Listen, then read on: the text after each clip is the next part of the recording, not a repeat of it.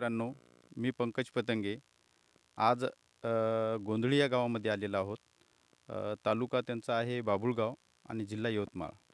तर येथे आमचे मल्टीप्लायरचे सहाय्यक सुरेंद्रभाऊ चिकटे यांच्या मार्गदर्शनाखाली तेलंगणामधील रेड्डींची इथं शेती आहे. त्या शेतीमध्ये त्यांची जवळपास 18 एकर मिरची आहे. तर 18 एकर मिरचीला सुरेंद्र भाऊंच्या यांच्या मार्गदर्शनाखाली त्यांनी मल्टीप्लायर दिलं. त्याला असे नंबर 1चे असे रिझल्ट मिळालेत. तर तुम्ही बघू शकता, हे इकडला दीपोळीच्या अगोदरला प्लॉट आहे आणि हा दीपोळीनंतरचा प्लॉट आहे समजा.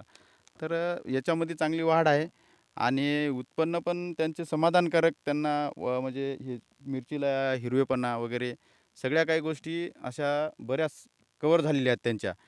आता विशेष म्हणजे हे तेलंगणाचे शेतकरी असून इथं त्यांनी शेती करत आहेत आणि त्यांना आमचे सहाय्यक सुरेंद्रभाऊ चिकटे हे त्यांना मार्गदर्शन करत आहेत. मल्टीप्लायरची कशी वापरायचं, कसं नाही, किती टाकायचं, ते त्यांच्या मार्गदर्शनाखाली इथली पूर्ण मिरचीची देखभाल करत आहेत.